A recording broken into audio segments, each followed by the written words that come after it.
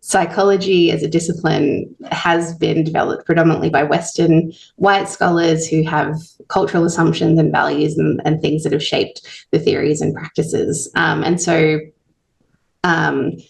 Again, I think hopefully this is getting better, but when I did my undergraduate studies from 2011 to 2014 or 15, everything that we were taught wasn't taught as if wasn't taught from the perspective of, well, this is sort of a Western, this psychology that you're being taught is from a Western perspective, is mostly, to be honest, North American. All these sort of universal truths about cognition or development or whatever is from a very specific cultural perspective. It was just taught as this is the norm. And then sometimes there was an acknowledgement that in other countries, children might develop differently or something like that. But it wasn't, it was just that this is psychology and this is the way that we do psychology, without any acknowledgement that, well, this is how a bunch of white, typically men, decided psychology is and was and will be taught in Australia. And so, yeah, psychology in Australia typically prioritizes Western norms and frameworks. So until very recently, there was very little representation of Indigenous perspectives, for instance. The methods and tools that we use are usually based on Western experiences, and they don't capture the realities of Indigenous Australians. And then another thing is that Western psychology is it's treated as the norm, but also as the objective truth, and then anything else is sort of an aberration to that truth.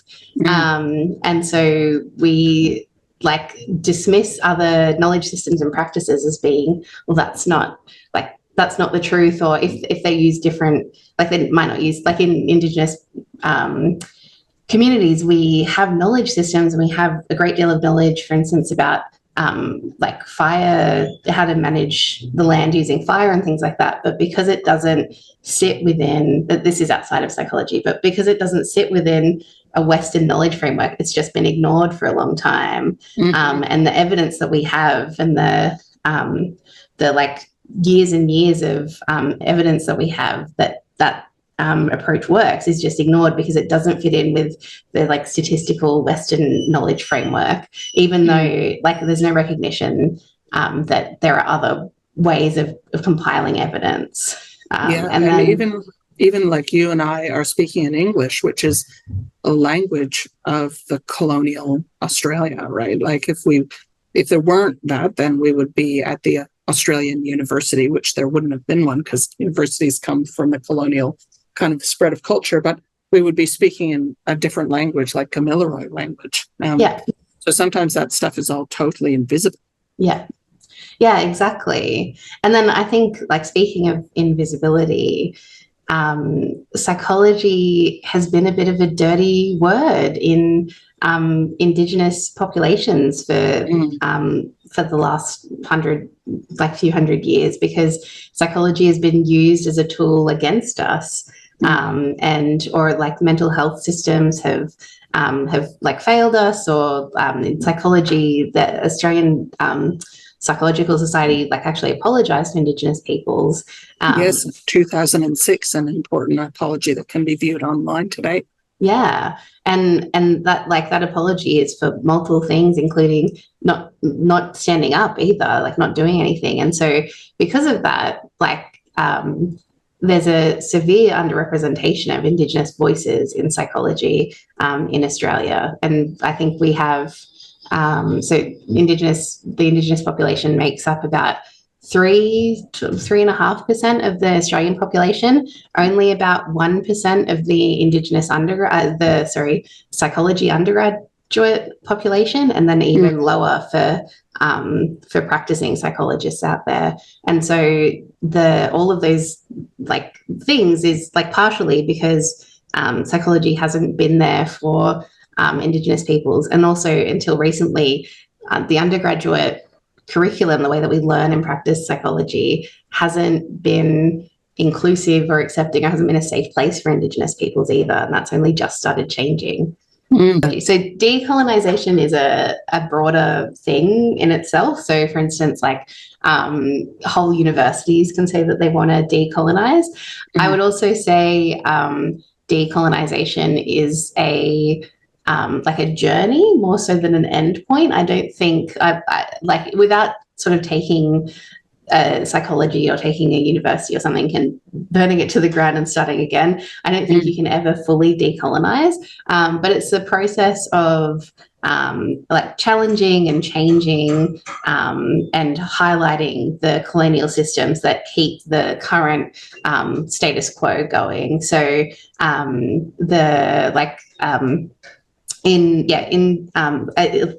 there's some really great research out there, more like theory papers out there by Pat Dudgeon, for instance, about decolonizing psychology, and she talks about that as like psychologists, as like scientists and practitioners, psychologists, we can do things like take the brick-or-law approach that I was talking about before. So have a more like a wider approach to research that takes into account things like history. So instead of just running a study that looks at, for instance, like why the Voice referendum landed the way that it did, look at that from multiple different perspectives rather than, and multiple different perspectives, like why did it happen? How did it affect Indigenous peoples and all that kind of thing, rather than treating it as like a thought experiment of how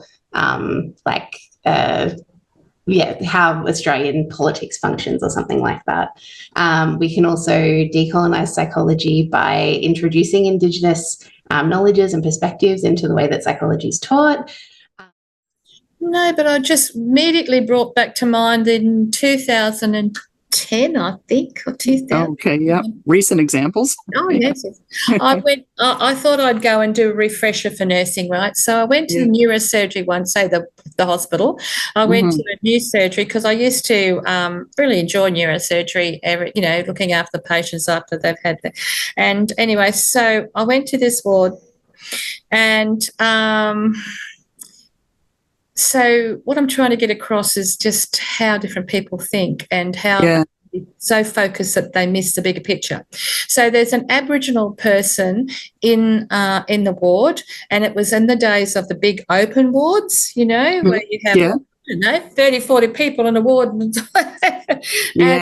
A huge, like a corridor with beds on either side, and you're just walking down. It's strange. That's it. And in the middle is the nursing station. So here's this poor Aboriginal person who'd come from probably out west somewhere. The whole time he was there, he covered himself up with a sheet because he felt too exposed. He was too different from everybody else. So nobody, apart from myself, actually tried to look at that barrier for him. Another old fellow came in, a homeless fellow, and he just had brain surgery, and his only slippers, well, these felt slippers, had his toenails cutting through the felt, right? So I speaks to the neurosurgeon, we're doing a debrief and everything. I said, I know this is not, acute stuff. I said, but can we please see if we can get a podiatrist to this fellow? Because these are the only shoes he can wear in the hot weather is these slippers with his toe. He says, well, we're here to treat their heads, not their toenails. Right, exactly. The siloing can't be holistic, can't see the whole person in context. Yeah. So that's the sort of thing that and the one about the girls, the pregnancy help girls, with the lady coming in, making judgments on who those girls were and how she was to act with them, totally out of line and so disrespectful. Be genuine, be yourself, and explain yourself if you feel that it's out of order with how they go. I was trying to talk with. Many years ago, I was working with victims of domestic violence, and that was a multilingual group of women. And so I was trying to work with them on how to work with Australia's healthcare system.